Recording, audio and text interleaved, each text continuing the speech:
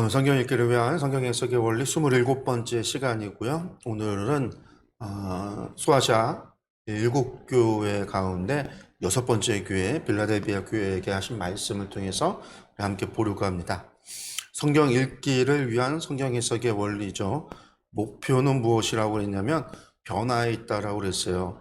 오늘 말씀 저희가 이제 매일 시작하면서 매주 하면서 복습하는 거지만 간단하게 다시 한번 또 말씀드리고 시작을 하면은요. 성경을 원리라고 하는 게 서기, 원리, 적용의 세 개의 단계가 있고요. 서기의 단계는 해석의 단계인데 본문을 읽고 본문을 다시 한번 우리가 재구성하는 해석하는 단계예요. 육하 원칙에 따라서 혹은 거기 이제 본문을 읽어가면서 주장점이 무엇인지를 찾기 위해서 반복되어지는 이야기나 전후의 문맥 가운데 있어지는 이야기나 본문 안에 나타나는 주로 사용되어지는 단어 혹은 문장의 구조 이런 것들을 통해서 본문을 재구성을 한 다음에 그리고 나서 나의 언어로 본문을 다시 한번 표현해 보는 게 해석의 단계라고 말씀을 드렸고요. 두 번째 원리라고 하는 것은 내가 해석한 것에서 무엇을 찾냐면 본문의 주장점을 찾는 거죠. 이것을 위해서는 먼저 이 본문 안에 나타나고 있는 하나님의 계시되어지는 속성이 무엇이냐라고 하는 걸 찾아야 되고, 말씀 가운데서 이 우리 사람에 대해서 어떤 모습이 지금 나타나고 있는가. 그래서 이제 하나님과 사람에 대한 속성들을 우리가 파악을 하고 이것을 통해서 오늘 본문이 주장하고 있는 것. 본문에는요 여러 가지 이야기들이 담겨 있을 수 있기 때문에 그 가운데서도 특별히 주장점이 무엇이냐라고 하는 것을 찾아서 그것을 오늘날의 보편적인 원리로 바꾸는 것이 원리의 과정, 원리 두 번째 해석의 단계인 거죠.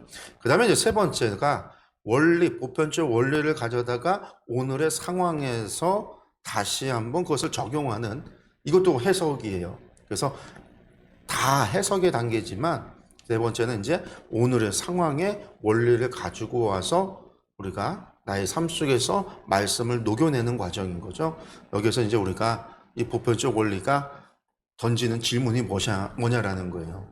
그래서 오늘날 이 보편적 원리가 우리에게 주는 의미가 무엇인지를 질문을 통해서 던지고 그 질문을 통해서 답을 찾는 과정. 그래서 그 답 속에서 내가 오늘 해야 되는 것이 무엇일까? 내가 오늘 내가 오늘 순종해야 되는 것이 무엇인가?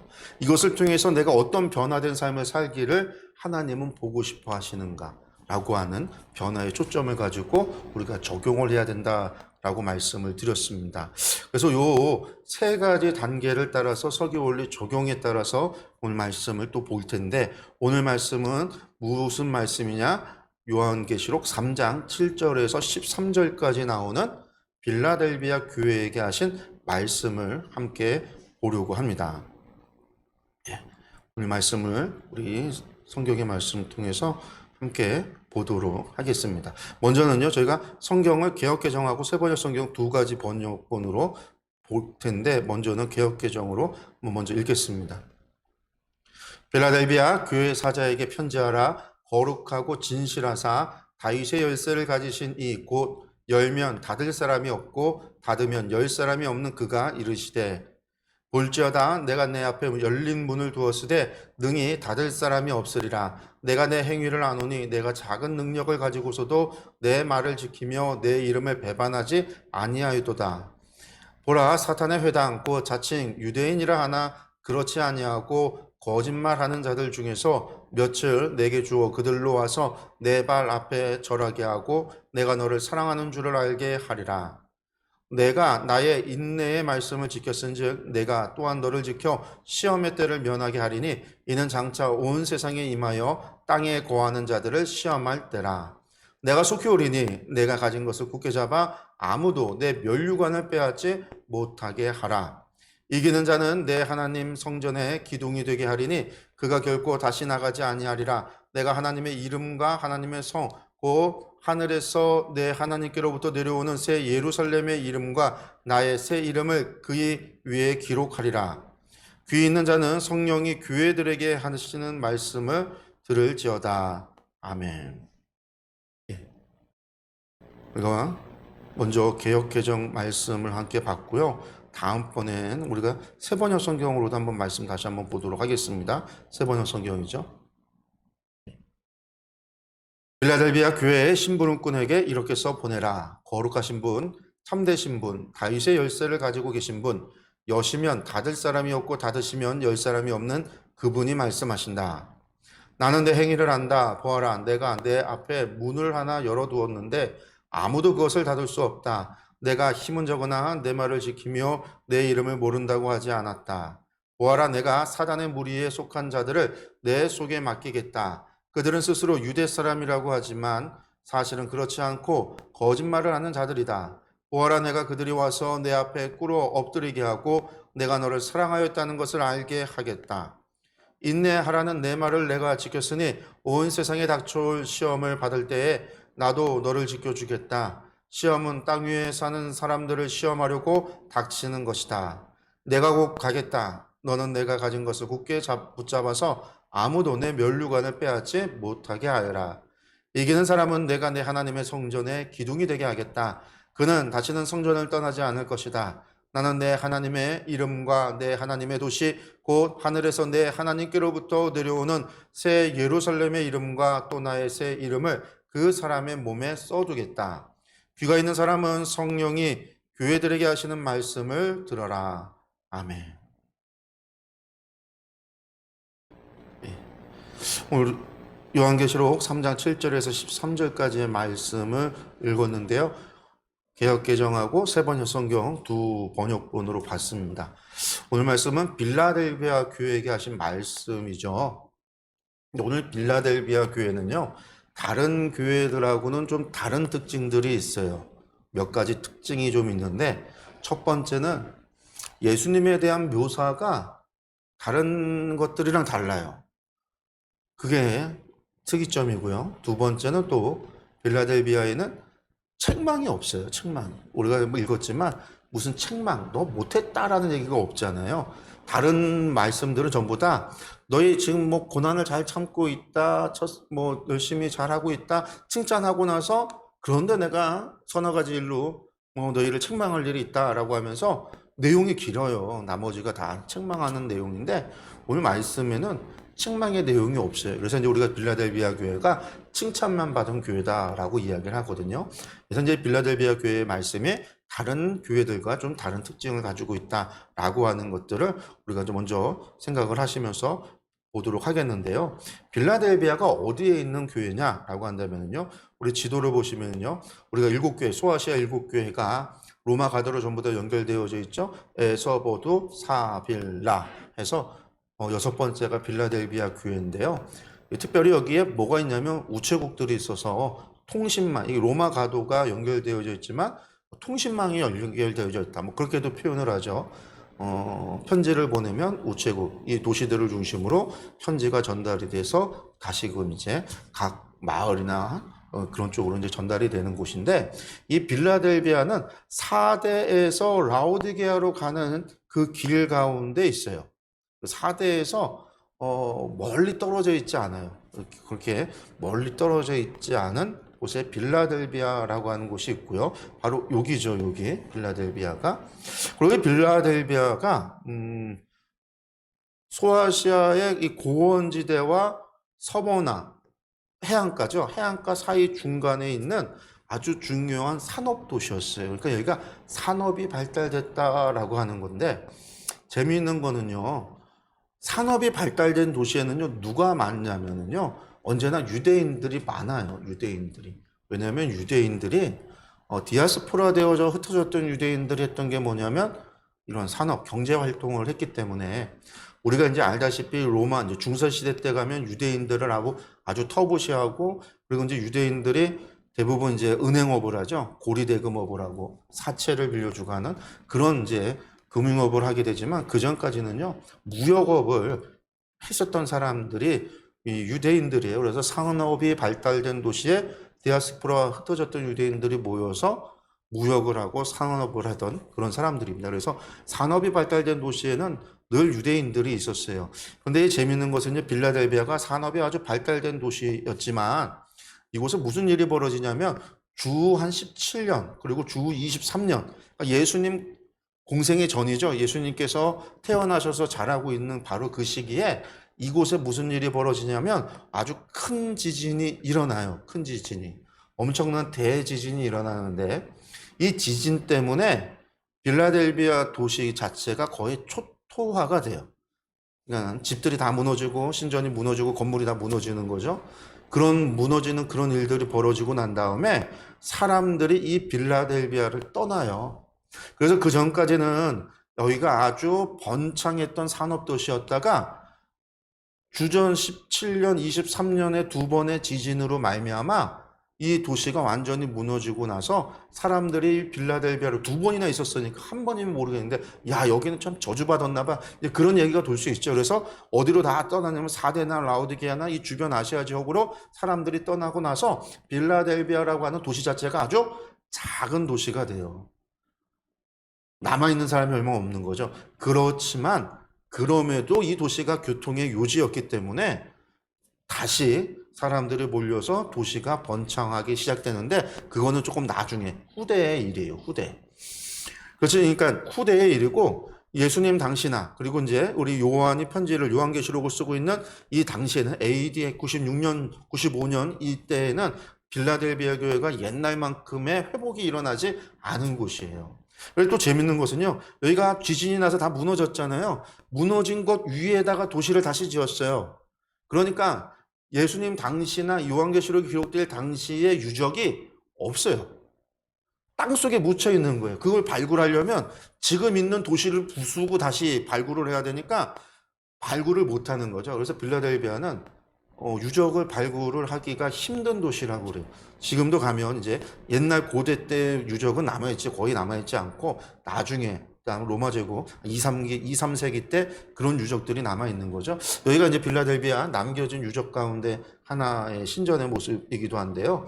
뭐 이렇게 한 두 정도 사진들 찾아보면 아마 이런 것들을 발견할 수 있는데 이 정도밖에 없다는 거예요. 그렇지만 이곳이 아까 그랬잖아요. 산업이 발달되었다. 지진 이전에는요. 산업이 발달되었다 그랬잖아요. 산업이 발달되었다라는 얘기는 또 뭘까요? 많은 사람들의 물류가 이동했고 많은 사람들이 이곳을 지나다니는 그런 매우 활발했던 도시였다라는 거죠. 특히 이 빌라델비아가요. 이 도시의 주신이라고 하는 우상 중에 이 도시가 주로 믿었던 주신이 있는데 그 주신이 뭐냐면 디오니소스 신이에요. 이 디오니소스라고 하는 신이 있었고 뿐만 아니라 많은 우상 숭배가 있어서 이 빌라델비아의 그 별명이 뭐였냐면 소아테네. 아테네에 많은 우상 신전들이 있잖아요. 그 아테네를 닮았다고 해서 소아테네라고 불릴 만큼 아주 우상 숭배가 범람했었던 곳이에요. 물론 요한이 이 계시록을 쓰고 있을 때는 그게 다 무너지고 난 다음에 재건이 되지 않은 상태였으니까 신전들이 많이 남아있지는 않았죠. 근데 이후에 재건이 되어지면서는요, 우상 신전들뿐만 아니라 황제 숭배 신전들도 많이 세워져서 빌라델비아가 새롭게 황제 숭배의 중심이 되는 도시가 되기도 합니다. 어쨌든 빌라델비아가 이러한 특징을 가지고 있다. 그러니까 요한이 기록을 하고 있어 이 편지를 쓰고 있을 때의 빌라델비아는 매우 작은 무너지고 나서 회복이 아직 되지 않았던 그런 시기의 도시였고 과거에는 찬란한 그런 문명이 있었고 찬란한 어떤 그런 도시였지만 큰 도시였지만 이때에는 주변의 다른 도시들에 비해서 작은 도시였다라고 하는 거. 여러분들 도시가 작다라는 얘기는요. 여기에 살고 있는 사람들도 어떻다라는 얘기일까요? 부유하다는 얘기일까요? 가난하다는 얘기일까요? 부유하지 못하다라는 거죠. 물론 개인적으로 그 가운데서도 부유한 사람들은 있을 수 있어요. 그러나 생활의 수준 차나 거기에 화연 뭐 물류나 이런 것들을 비교한다면 빌라델비아가 다른 도시들에 비해서 작은 도시, 가난한 도시였다라고도 이야기할 수 있고 그런 도시였기 때문에 그곳에 사는 사람들도 조금은 다른 사람들에 비해서 다른 도시들에 비해서 뭐 부유했던 다른 도시들에 비해서는 버가모 교회나 이렇게 부유했던 도시들에 비해서는 가난했다. 성도들도 마찬가지로 연약했다. 그렇게 우리가 이해를 하면 됩니다. 그래서 이제 오늘 빌라델비아 교회를 보면 너희가 작은 힘으로 뭐 이런 표현이 나와요. 그러니까 빌라델비아 교회가 매우 연약하고 작았고 고 힘이 없었다. 뭐 이렇게 우리가 생각해 볼 수 있습니다. 이 빌라델비아 교회에게 편지를 쓰는데 이 우리가 보시면 예수님에 대한 계시록 1장의 예수님의 모습이 우리가 다른 6개의 교회는요 다 이런 모습으로 묘사를 하잖아요. 예수님의 복장과 머리털, 눈, 목소리, 손, 얼굴, 발 이런 걸 통해서 예수님에 대해서 이야기하는데 빌라델비아는 이것에 따라서 예수님을 묘사하지 않아요. 한번 말씀을 볼까요? 1절 말씀 다시 한번 보면은요.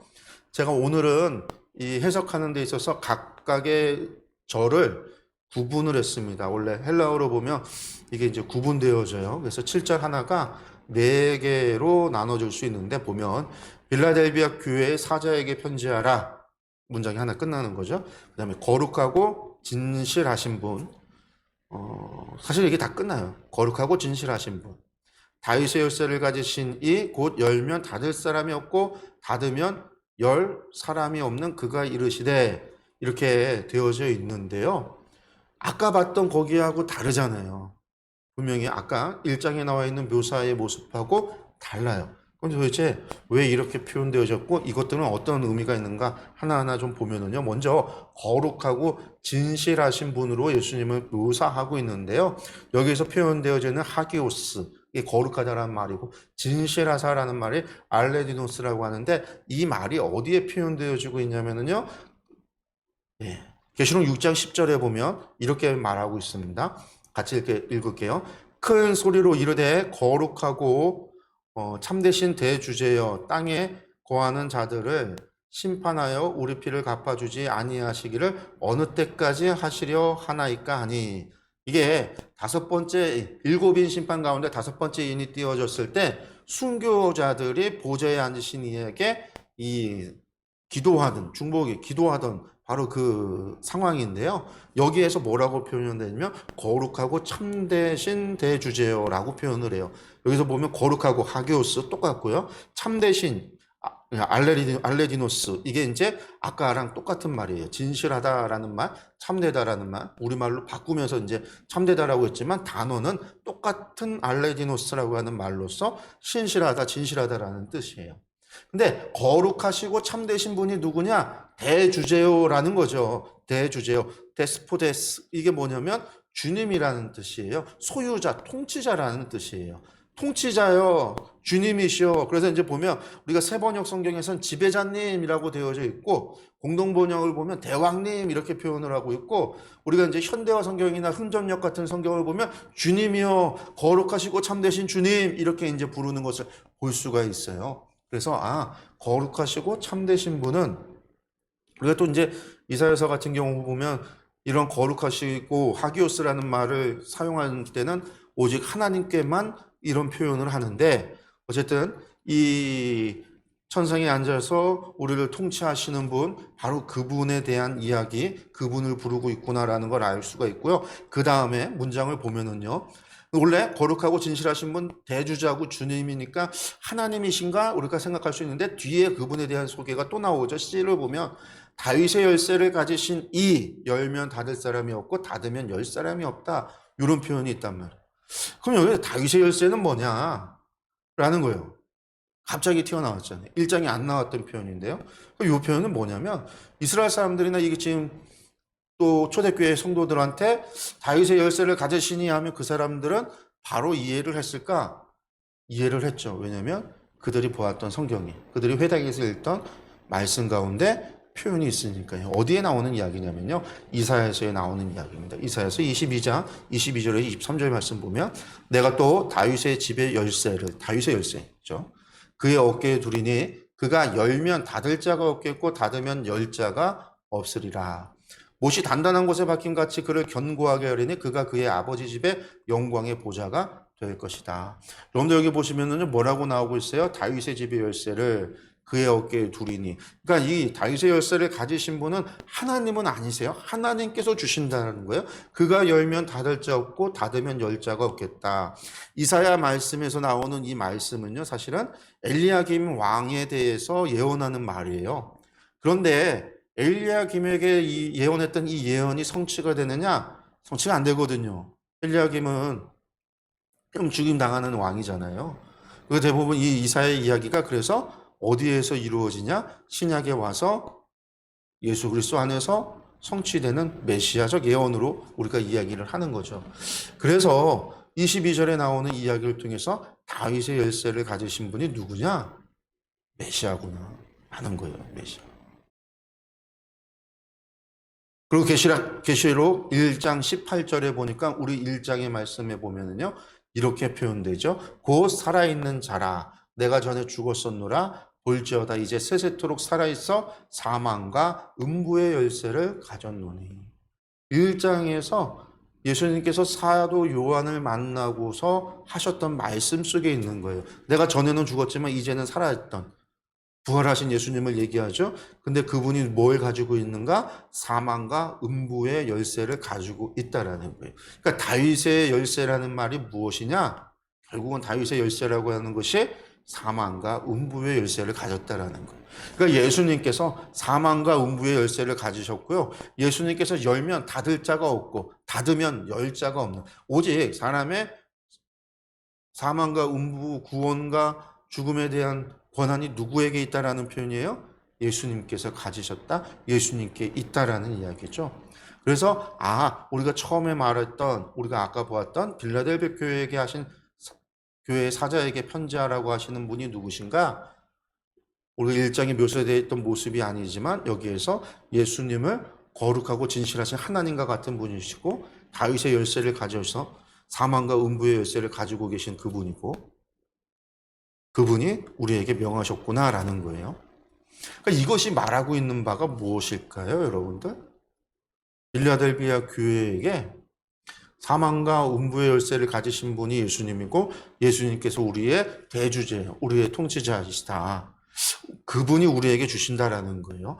그런 위로의 말씀, 그런 의미가 있다라고 보시면 되겠고요. 특별히 빌라델비아 교회에는요, 두 가지 대립이 있어요. 두 가지 대립. 그 문제 때문에 이런 이야기가 나오는 건데 말씀 한번 계속 볼게요.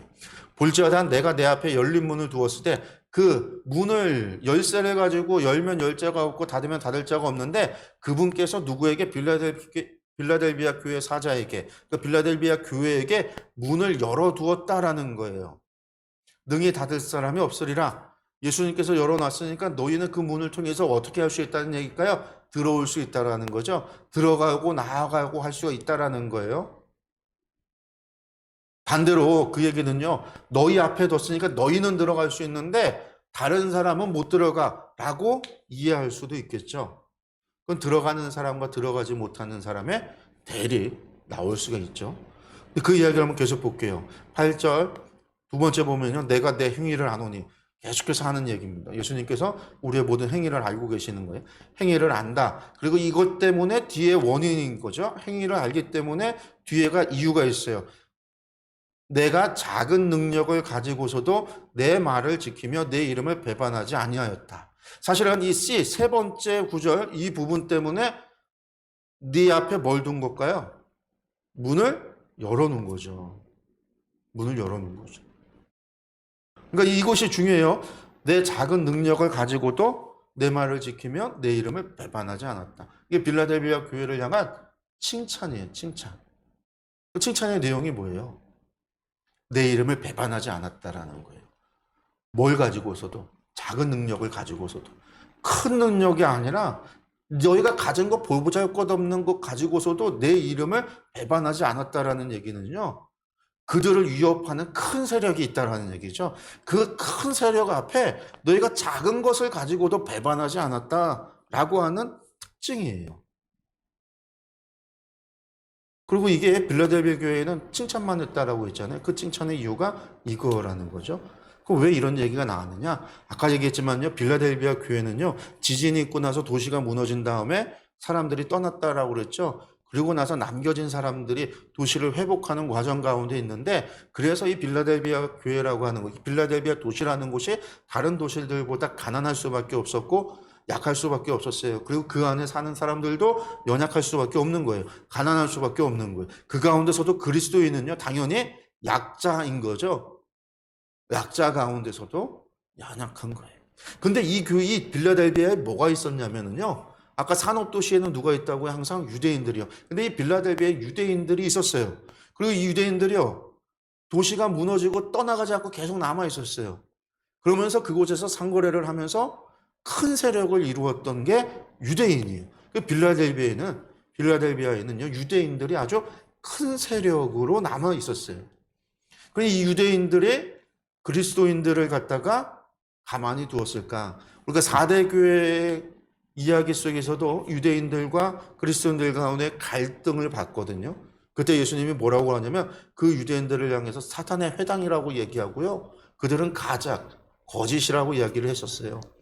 오늘 빌라델비아에도 이 두 유대인들과 그리스도인들 간에 갈등이 있었느냐? 있었다라는 거죠. 말씀을 보니까 9절에 보라 사탄의 회당, 여기서도 사탄의 회당이라는 거죠. 그 자칭 유대인이라 하나 그렇지 아니하고 거짓말하는 자들 중에서 몇을 내게 주어 그들로 와서 내 발 앞에 절하게 하고 내가 너를 사랑하는 줄 알게 하리라. 이게 왜 이렇게 하시는 거예요? 전부 다 앞절에 그것 때문에 이런 거예요. 작은 힘으로라도 예수님의 이름을 배반하지 않았던, 믿음을 지켰던 그 이유 때문에 그렇게 하겠다라는 거죠. 여기서 보니까 사탄의 회당, 그 유대인이라, 자칭 유대인이라. 그렇지. 스스로 유대인이라고 하는 거니까 이 사람들 유대인들은 맞아요. 그렇지만 하나님 눈에는 유대인이 아니라는 거죠. 하나님의 백성이 아니라는 거예요. 그들이 스스로 유대인이라고 한다는 얘기는 우리는 스스로 하나님과 언약을 맺은 하나님의 백성이다라는 이야기고요. 지금 여기서 얘기하는 것은 예수님은요. 그들이 스스로 하나님의 백성, 내 백성이라고 얘기하지만 내가 보니 그들은 거짓말하는 것, 내 백성 아니다라는 거예요. 입고 있는 것은, 하고 있는 것은 테필림을 하고 있고 관을 쓰고 있고 가죽끈을 묶고 있고 귀머리를 자르지 않고 있고 그들이 하고 가지고 있는 것은 토라를 가지고 있고 그들이 읽는 것은 하나님의 말씀을 읽고 있고 공부하고 있고 그들이 지키는 것은 하나님의 율법인지는 모르지만 내 백성은 아니다라는 거예요. 그들의 모이는 곳은 회당은 도리어 사탄의 회당, 대적자들의 회당이라는 거예요. 누구를 대적해요? 하나님을요. 이 이야기가 어디에도 있어요? 예. 서모나 교회에 있었죠. 계시록 2장 9절에 자칭 유대인이라 하는 자들의 비방도 알거니와 실상은 유대인이 아니요 사탄의 회당이다 라는 얘기가 있었죠. 왜 그런 일이 있었는가? 왜 회당을 얘기할까? 제가 서모나 할 때도 얘기했습니다. 회당에서 그리스도인들을 쫓아내잖아요. 70년에 예루살렘이 멸망하고 난 다음에 더 이상 성전 제사를 드릴 수 없어서 유대인들이 회당에서만 예배를 드리게 돼요. 말씀을 통해서. 근데 그리스도인들도요. 안식일만 되면 회당에 가서 예배를 드려요. 하나님께 예배 드리겠다고 그리스도인들도 회당에 가요. 그래서 회당에서 유대인도 그리스도인들도 하나님의 말씀, 유대인 랍비가 읽는 하나님의 성경 말씀을 읽고 하나님께 기도하고 하나님을 찬양하고 예배를 드리는 거예요. 그러면서 예수가 그리스도시다라고 얘기를 하니까 유대인들과 회당에서 갈등과 다툼이 있겠죠. 근데 무슨 일이 일어났다고요? 90년에 얌니아에서 가말리엘 2세에서 무엇이요? 공식적인 예배 때 들어지는 기도문을 공식화하는데 90년에 그 전부터 있었는데 공식화하는데 그 공식화했던 기도문이 18개의 기도문을 정해요. 그들이 예배 순서가 쉐마를 朗독하고 시편을 읽고 또 하나님 말씀을 보고 그리고 또 기도를 朗독하고 이런 순서로 예배를 드리는데 그 예배 중간에 18개의 기도문, 나중에 추가가 돼서 19개까지도 얘기하는데 그래도 부르는 건 18기도문이라고 해서 쉬모레 에스레라고 하는 기도문을 첫 번째부터 18개 혹은 19개까지를 다 낭독을 했어요. 그 가운데 12번째 기도문인데 팔레스타인에서 발견된 쉬모레 에스레의 12번째 기도문은 짧아요. 그리고 이 기도문이 발견되어지는 곳에 따라서 내용이 조금씩 달라지는 것이 있는데 가장 여러분들한테 이해를 돕고자 가장 길게 기록되어져 있는 기도문을 제가 가지고 왔어요. 12번째 기도문인데요. 읽어보면 뭐라고 기도를 하냐면 그리고 배교자들에게는 소망이 없게 하시고 교만한 나라는 빨리 우리의 생에 뿌리 뽑히게 하소서. 그리고 나사렛 당원들과 이단자들은 빨리 망하게 하시고 그들이 생명책에서 지워지게 하시며 그들이 의인들과 함께 기록되게 하지 마소서. 교만한 자들을 겸손케 하시는 주님, 당신을 축복합니다. 이게 기도문이에요. 예배 때 공식적으로. 여기에서 배교자들이라고 하는 게 그리스도인들을 얘기하는 거예요. 그리스도인들에게는 소망이 없게 하시고 나사렛 당원들, 그리스도인이 예수님의 제자들을 나사렛 당원들, 그리고 이단자들, 그리스도인이 이방인 그리스도인들, 나사렛 당원 갈릴리 출신이 아니라 그를 추종하는 자들 다 이단자들이요. 빨리 망하게 하고 나아가 그들을 생명책에서 지워버려 달라. 여러분들 이런 기도를 하니까 그리스도인들이 같이 기도할 수 있겠어요, 없겠어요? 당연히 기도할 수 없죠. 그래서 아예 예배에 이제 참여하지 않는 거예요. 그러니까 여러분들 초대교회 할 때 초대교회는요 이런 예배당이 없었어요. 그들이 모임을 어디서 했냐면 그냥 가정집에서 저녁에 밥 먹는 시간을 통해서 같이 한 거예요. 그리고 밥 먹는 그 식사 시간이 애찬이 되고 우리가 하는 성만찬처럼 이런 거 한 게 아니라 그냥 거기에서 떡을 떼면서 그들이 밥이 떡이잖아요. 빵이잖아요. 빵 떼면서 그리스도의 몸을 갖다가 기념하고 그들이 먹는 물 대신 포도주를 마셨으니까 포도주를 마시면서 그리스도의 피를 기념하고 그냥 식사예요, 식사. 안식일에 회당에서 예배드리고 회당에서 쫓겨나고 나서 90년 이후로 이제 회당에서 교회가 기독교가 완전히 분리가 돼서 유대인과 그리스도인들이 갈라서게 되고 나서 그리스도인들이 가정집에서 예배를 드리다가 우리도 회당 같은 예배당이 필요하다라고 하는 필요성이 이제 대두가 되는 거죠. 그래서 2세기경부터 그들이 회당 같은 교회들을 만들기 시작을 하는데 뭐가 발생해요? 로마 황제에 의한 기독교 박해가 벌어지니까 어떻게 해요? 예배당 못 져요. 어떻게 다 지하 땅속으로 숨어드는 거죠. 카타콤 같이. 기독교가 콘스탄티노플 대제에 의해서 공식화가 되고 나서야 여러분들 그러고 나서야 교회가 지어지는 거예요. 그 초대교회라고 하는 교회 예배당이 지어지는 게 거의 로마 주전 4세기경, 3, 4세기경 가야 있는 거예요. 그전에는 전부 다 가정집이었던 거죠. 그러니까 우리가 생각하는 교회 건물은요. 어디 가서 성지순례 가서 교회 건물이다라고 나오면은요. 그거 전부 다 언제죠? 4세기, 5세기 막 나중 거예요. 아니면 기념교회는 다 대부분 뭐 19세기나 18세기, 19세기, 20세기 와서 지어진 거거나. 그래서 우리가 보면 이 회당에서 예배드리다가 갈라지고 쫓겨나는 일이 이때 있어지는 거죠. 90년에 확정되고 나서 이 과정 가운데. 그러니까 빌라델비아 교회는요, 유대인들로부터 뭐 했어요? 교회에서 회당에서 쫓겨난 거예요. 그것을 경험한 거예요. 그때 유대인들한테 핍박을 당한 거예요. 어쩌면 유대인들이 그들을 무릎 꿇어놓고 꿀리기도 했을 거고 그들을 향해서 이단이라고 얘기하고 예수님의 이름을 배신하라고 이단이니까 배신하라고 배교자들이라고 이야기했을지 몰라요. 그랬기 때문에 예수님께서 오늘 빌라델비아 교회 교인들에게 지도자에게 이러한 말씀을 주는 거죠. 유대인이 진짜가 아니라 너희가 진짜인 거죠. 나는 그들에게 문을 열어주는 것이 아니라 나는 너희에게 열린 문을 준다라는 거예요. 왜? 너희가 연약하였지만 너희가 작은 힘으로도 나의 이름을 배반하지 않았다라는 거예요. 그렇기 때문에 내가 너희를 세우고 도리어 저 거짓 유대인들을 너희에게 무릎 꿇리게 하겠다라고 하는 위로의 말씀을 주시는 거죠. 이게 오늘 말씀이 나오는 거예요. 그래서 그들로 와서 내 발 앞에 절하게 해서 내가 너를 사랑하는 줄을 알게 하리라. 그러니까 빌라델비아 교회의 대조가 이루어지고 있는 건 그리스도인들과 유대인이라. 그리스도인과 유대인의 갈등이 있다라는 것. 그것이 빌라델비아 교회에게 나타나고 있는 바입니다. 10절의 말씀 보면요. 내가 나의 인내의 말씀을 지켰은즉 이게 뭐예요? 앞서서 얘기했던 작은 힘으로 예수의 이름을 갖다 배반하지 않았던 게 인내의 말씀을 지킨 거죠. 내가 또한 너를 지켜 시험의 때를 면하게 하리니 이는 장차 온 세상에 임하여 땅에 구하는 자들을 시험할 때라 라고 말하고 있습니다. 예, 인내의 말씀을 지켰다. 결국 이게 작은 힘으로 뭘 해야 돼요? 인내의 말씀. 주님이 주신 말씀, 예수가 그리스도라고 하는 것을 믿는 믿음을 지키는 거예요. 이게 결국은 뒤에 가서 이기는 자에게 주시는 약속하고 연결될 때 이게 이기는 거죠. 그 다음에 또 무엇을 이야기합니까? 너희가 지켰은즉 내가 너희를 지키겠다라는 말이에요. 말씀을 지키는 거하고 예수님이 우리를 지키는 거하고는 다르지만 헬라어로도 유사한 의미를 가지고 있는 단어를 쓰는데 언어적 유의예요, 이거는요. 그러면서 우리를 지키시겠다라는 거죠. 그러면서 중요한 거는요, 시험의 때를 면하게 한다. 장차 온 세상에 임하여 땅에 거하는 자들을 시험할 때다.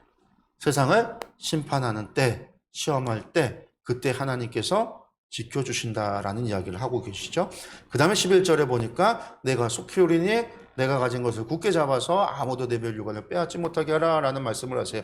여기서 먼저 예수님께서 속히 오신다라고 이야기합니다.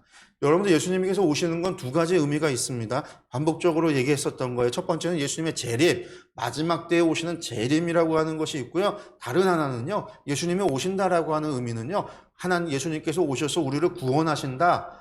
어떤 문제 앞에, 우리가 겪고 있는 개인의 문제 앞에 우리를 구원하신다, 혹은 그 문제에서 우리의 적대자들을 심판하신다. 재림에서 오는 게 아니라 그런 우리의 구원과 심판이 개인적으로도 이루어지는 것, 그것도 예수님의 오심이라고 표현을 해요.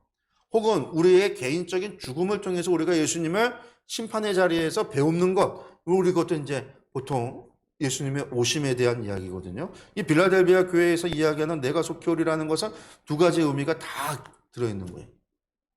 주님의 재림만이 아니라 빌라델비아 교회가 겪고 있는 그 문제, 예수님께서 해결해 주신다라는 뜻을 갖고 있는 거죠. 그래서 뭐예요? 내가 가진 것을 굳게 잡아라. 여기서 가진 것이 뭡니까? 작은 능력을 가지고 이름을 갖다가 배반하지 않았던, 너희가 인내로 말씀을 지킨 것, 그 믿음이 그들이 가지고 있는 거예요. 그것을 굳게 잡아라. 왜? 멸류관을 빼앗지 못하도록. 근데 왜? 내가 작은 능력 가지고 내 말 지키며 내 이름을 배반하지 않은 것. 근데 이것을 굳게 잡아서 왜 그러냐? 바로 멸류관 빼앗지 않도록. 빼앗기지 않도록. 이 얘기는요, 결국 그들의 수고가 영원히 계속되는 것은 아니다. 예수님 오실 때까지다라는. 그리고 예수님은 뭐예요? 속히 오시는 거죠. 이 멸류관 이야기 보면은요, 이거 디모데후서 4장 8절에 사도 바울도 이야기합니다. 이제 후로는 나를 위하여 의의 멸류관이 예비되었으므로 주곧 의로우신 재판장이 그날에 내게 주실 것이며 내게만 아니라 주의 나타나심을 사모하는 모든 자에게도니라. 의의 멸류관이 예비되어 있다. 의로우신 재판장이, 주님이 그날에 내게 주실 것이다. 언제일까요? 사도 바울이 예수님을 만나는, 그가 죽어서 예수님을 만나는 그때. 그러니까 이것은 주님의 오심이라고 이야기해도 재림의 때가 아니라 개인적인 주님의 오심을 경험하는 그 죽음으로 의미할 수도 있죠. 어쨌든 우리 앞에 그러한 멸류관이 예비되어지는데 이것을 빼앗기지 않다. 빼앗긴다라는 건 뭘까요? 우리가 신앙을 잃어버렸을 때 멸류관도 잃게 된다라는 뜻인 거죠. 그 다음에 이제 12절에 이기는 자 약속하시는 거예요. 내 하나님 성전에 기둥되게 하겠다. 그가 결코 다시 나가지 아니하리라. 내가 하나님의 이름과 하나님의 성 곧 하늘에서 내 하나님께로부터 내려오는 새 예루살렘의 이름과 나의 새 이름을 그의 위에 기록하리라 라고 말씀하고 있습니다. 여기서 우리가 좀 구분해서 보면 이기는 자라는 것은 결국 인내로 믿음을 지키는 자, 굳게 믿음을 붙잡고 지키는 사람, 그 사람들이요, 멸류관을 빼앗기지 않는 사람들, 그 사람들이 이기는 자인데요, 내 하나님의 성전에 기둥이 되게 하겠다라고 말씀하고 있어요. 먼저 그런데 성전에 기둥이 되게 하겠다라는 건 뭘까요? 이 사람들로 하여금 성전을 갖다 떠받치는 사람이 벌스라는 얘기가 아니죠. 여러분들, 기둥이 된다라는 것은요, 하나님의 성전에 속하게 될 것이다 라는 거예요. 뿐만 아니라 하나님의 성전에 속하게 되는데 기둥은 가장 중요하잖아요. 기둥은요, 빼버릴 수 있는 게 아니에요. 벽돌은요, 있어도 되고 없어도 돼요. 빠져도 건물이 무너지지 않지만 기둥은 빠지면 무너져요. 그런 핵심이 기둥인데 하나님 성전에 기둥이 되게 하겠다라는 거예요. 그럼 하나님의 성전은 뭐냐? 하나님의 임재와 하나님의 통치를 누리는 영역이 하나님 나라잖아요. 하나님께서 통치하시는 곳. 그곳의 기둥, 결코 빠질 수 없는 존재, 하나님의 임재와 통치를 누리는 그 백성으로 삼겠다라는 얘기죠. 여러분들, 회당을 중심으로 쫓겨난 그리스도인과 쫓아낸 유대인들의 대조가 있다라고 했는데, 유대인들은요 스스로 하나님의 백성이라 이야기했지만 실상은 거짓이라고 그랬죠. 예수님께서 그리스도인들을 이단이라고 정죄를 했지만 실상은요 하나님의 백성이 되는 거예요.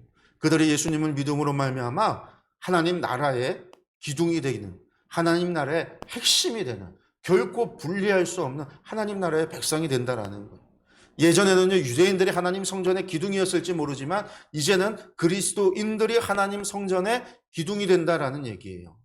전에는 유대인들이 하나님의 백성이었지만 이제는 예수 그리스도를 믿는 그리스도인들이 하나님의 참된 백성이 된다라는 거죠. 두 번째, 그가 결코 다시 나가지 아니하리라. 나간다. 어디를 나가요? 성전 회당에서 쫓겨난다. 이제는 아니라는 거예요. 기둥을 쫓아내면 성전이 무너지는데 이제는 한 몸인 거죠. 또한 어디를 통해서 나가고 들어옵니까? 열린 문을 통해서요.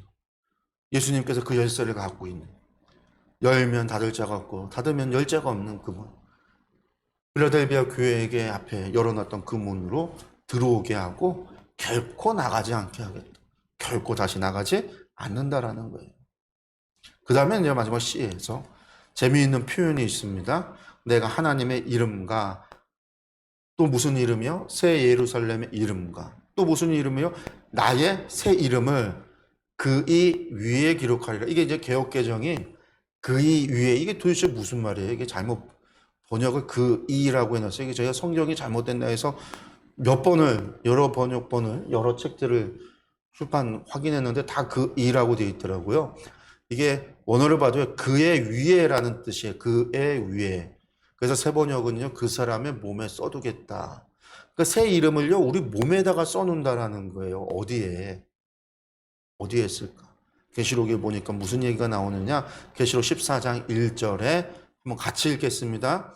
또 내가 보니 보라 어린 양이 시온산에 섰고 그와 함께 14만 4천이 서 있는데 그들의 이마에는 어린 양의 이름과 그 아버지의 이름을 쓴 것이 있더라. 여러분들 이마에 어린 양의 이름과 예수님의 이름이잖아요. 예수님의 이름과 하나님의 이름이 써져 있다라는 거예요. 그러니까 지금 빌라델비아 교회에 이기는 자들에게 그의 몸에 썬다라는 얘기가 무슨 얘기일까요?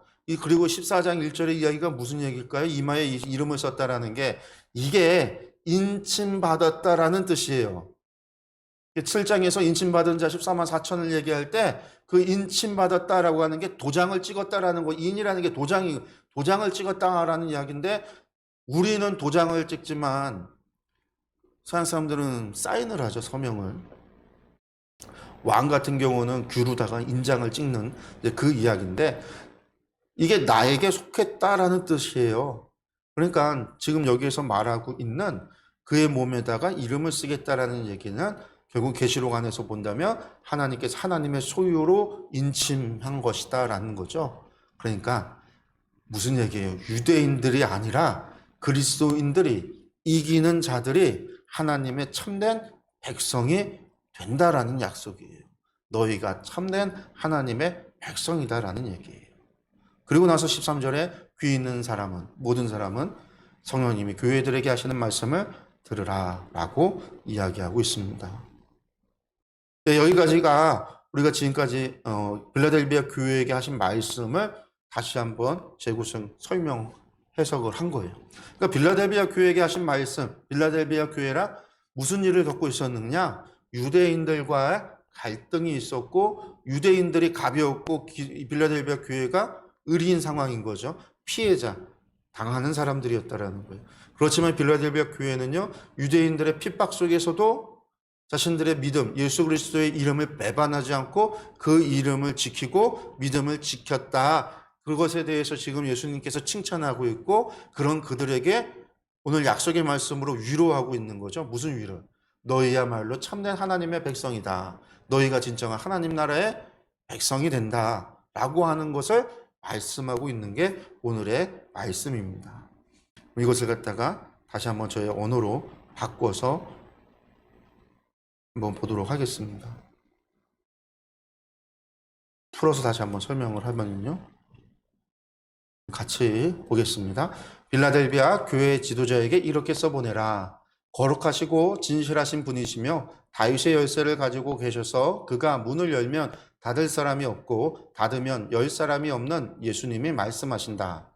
나는 내 행위를 알고 있다. 내게 칭찬할 것이 있다. 내가 힘은 적으나 힘든 박해와 고난 속에서도 내 말을 지키며 내 이름을 모른다고 하지 않았다. 그런 내 믿음에 상을 주고자 한다. 내가 내 앞에 문을 하나 열어두었는데 그것은 구원에 이르는 문이다. 아무도 그것을 닫을 수 없다.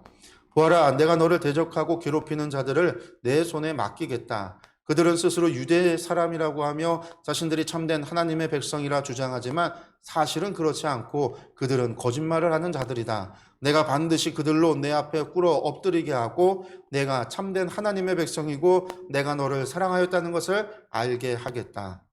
인내하라는 내 말을 내가 지켰으니 온 세상에 닥쳐올 시험을 받을 때에 나도 너를 지켜 주겠다. 시험은 땅 위에 있지 않는 자들을 시험하려고 닥치는 것이다.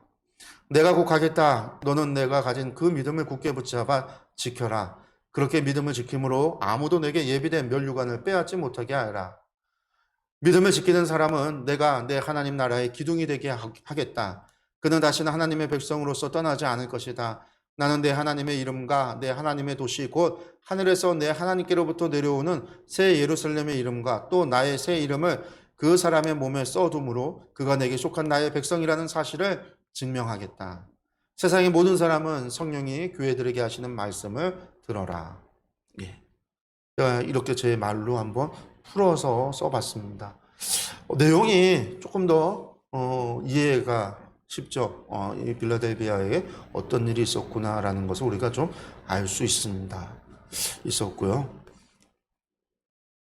이걸 통해서 저희들이 오늘 본문 말씀을 이렇게 살펴봤으니까 두 번째 이 말씀을 통해서 그럼 본문에서 말하고 있는 원리, 주장점이 뭐고 원리가 무엇인지를 좀 살펴봐야 되겠죠. 이를 위해서 먼저 우리가 이제 속성들을 본문에 나타나는 속성을 좀 파악을 하면은요. 하나님에 대해서 나타나는 특징이 뭐냐? 예, 하나님께서는요. 오늘 본문에서도 우리의 모든 행위를 알고 계신다라는 거예요. 알고 계신다. 알기 때문에 하나님은 칭찬도 하고 책망도 하시고 하나님의 칭찬과 책망이 틀릴 리가 없죠. 항상 공의로울 수 있는 거예요. 또 하나님께서는요, 다윗의 열쇠, 사망과 음부의 열쇠를 가지고 계시다라는 거죠. 우리가 이제 우리 하나님은 우리의 생사 화복을 주관하신다라고 이야기하죠. 사람의 살고 죽는 것이 전부 다 하나님의 뜻이다라는 거. 다윗의 열쇠를 가지신 분은 주님이시다라는 거, 하나님이시다라는 것이고요. 또 하나님만이 사람의 생사를 주관하신다. 맞습니다. 하나님만이. 우리가 뭐 귀신을 두려워하는 사람들, 사단을 두려워하는 사람들, 이런 사람들이 있어요. 이 사단 두려워. 사람의 생명도 막 귀신이 주관한다라고 생각하고 두려워하는 사람들이 있는데요. 결코 두려워할 것이 없는 것은 하나님만이 우리의 생사를 주관하시는 분이시다라는.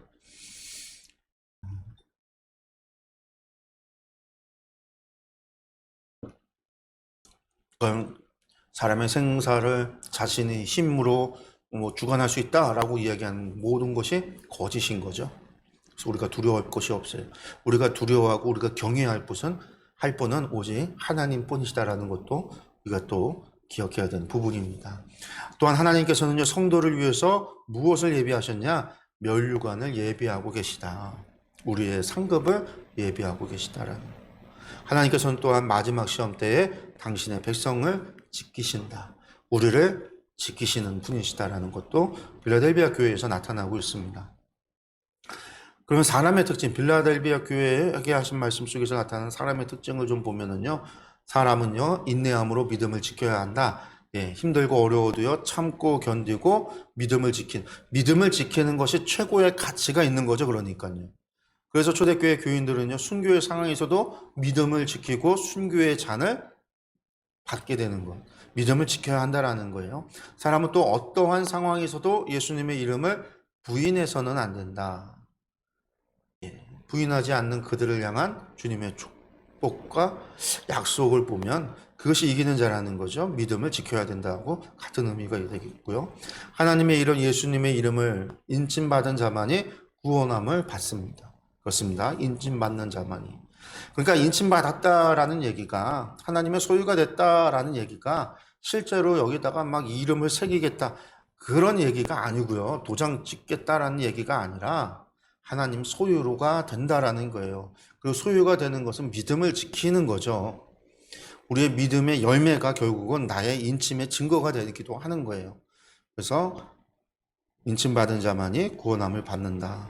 이기는 자만이 면류관을 받을 수 있다.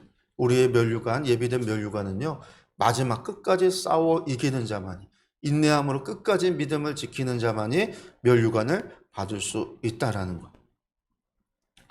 오늘 3장 7절에 13절의 내용을 정리를 해보면요, 빌라델비아 교회는요, 칭찬만 들었습니다.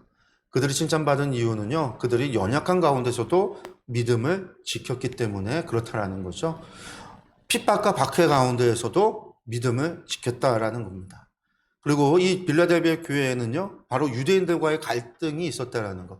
뭐 로마 제국이나 당국과의 문제가 아니라 지금 빌라델비아는 유대인들과의 갈등이 있었고 그 유대인들과의 갈등 속에서 믿음을 지켰다라는 겁니다.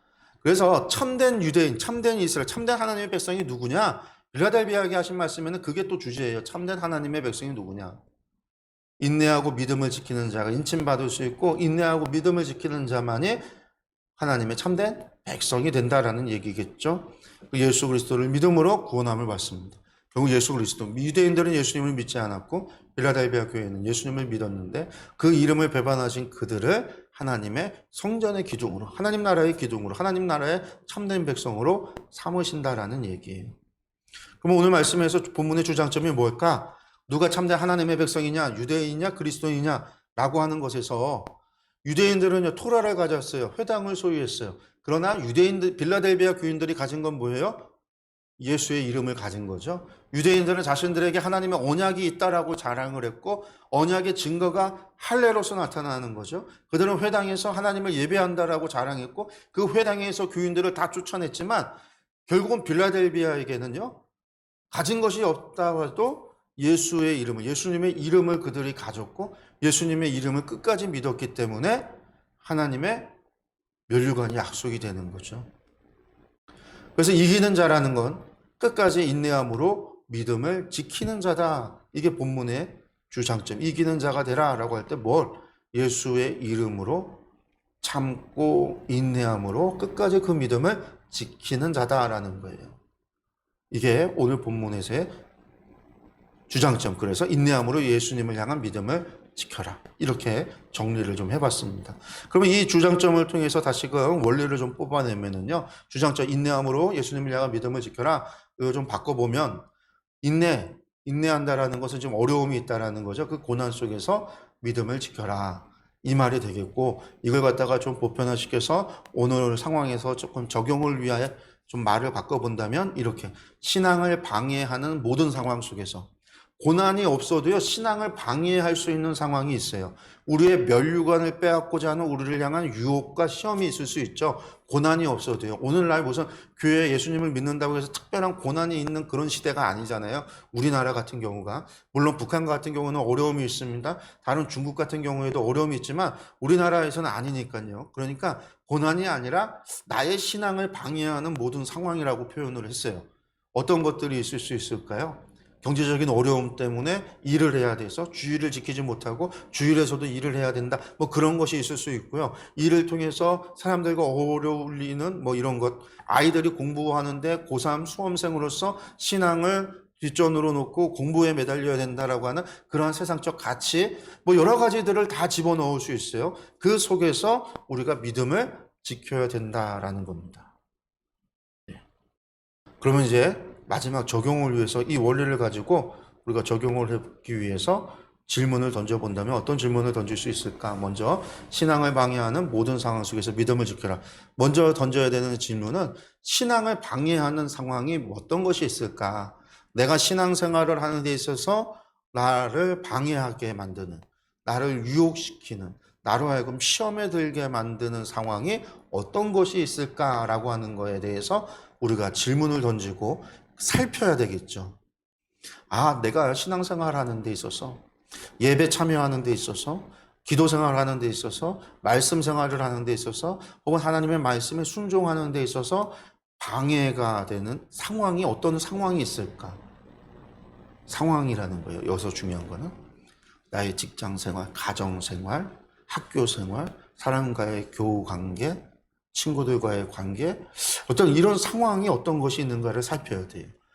왜? 상황을 바꾸지 않으면 안 될 때가 있기 때문에 상황을 바꿔야 되는 경우가 있는 거죠. 또 신앙을 지키기 위해서 그래서 필요한 것에는 뭐가 있을까? 그 상황 속에서 내가 신앙을 지키기 위해서는 뭐가 필요할까라는 거예요. 질문이에요. 또 세 번째는요, 믿음을 지킨다라는 것은 어떤 의미가 있을까? 여러분들 믿음을 지킨다라고 하는 것이 갖는 의미는 뭘까? 이것도 우리가 고민해야 되는 거예요. 당시 빌라델비아 교회는요, 예수님의 이름을 시인하는 거였죠.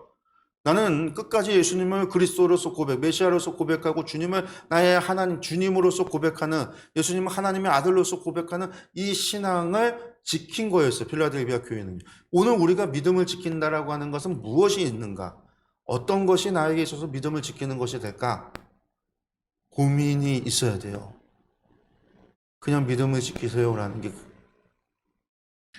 코로나 상황 속에서 주일 성수를 끝까지 했던 교회들이 있어요. 성도들도 있고요.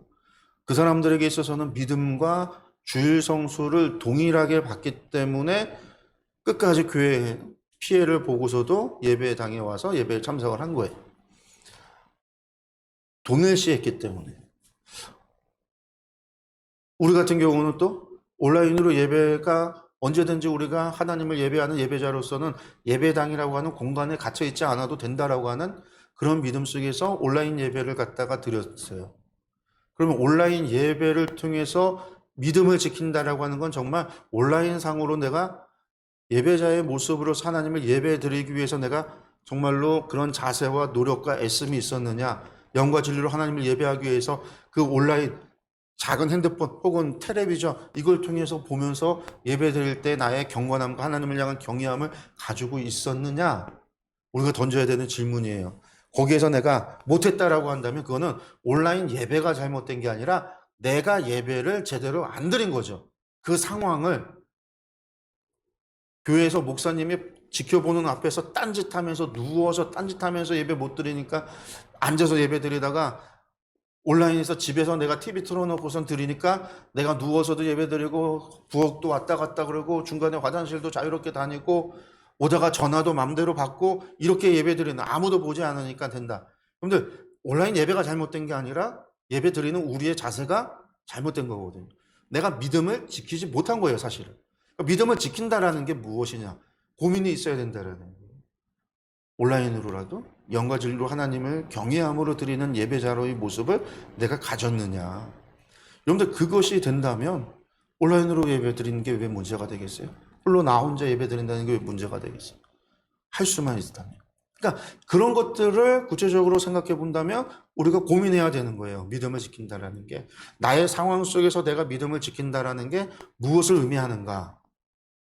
그래서 그 믿음을 지키기 위해서 나에게 필요한 거, 내가 결단해야 되는 거, 내가 결심해야 되는 거, 내가 당장 바꿔야 되는 거, 내가 당장 시도해야 하는 거, 내가 당장 해야 되는 것이 무엇인지를 답을 찾아야 되는 거죠. 그래야 무슨 일이 일어날 수 있어요. 내가 신앙을 방해하는 내 상황 속에서 내가 믿음을 지킬 수 있는 거죠.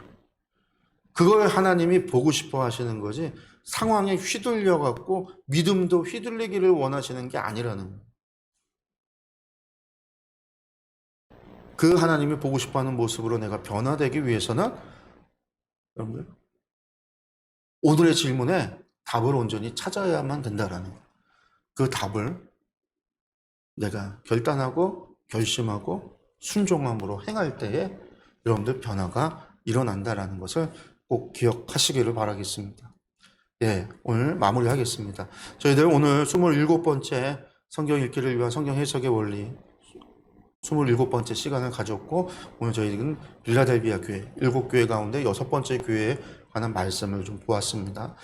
오늘 빌라델비아 교회에게 주신 말씀, 우리 나의 신앙을 방해하는 모든 상황 속에서, 그 모든 상황 속에서 뭘 해야 된다고요? 믿음을 지켜야 된다라고 하는 거. 우리가 그 믿음을 지키기 위해서 우리가 애쓰고 노력하며 하나님의 백성으로서, 참된 백성으로서 살아가는 우리 2023년이 되기를 소망합니다. 기도하겠습니다.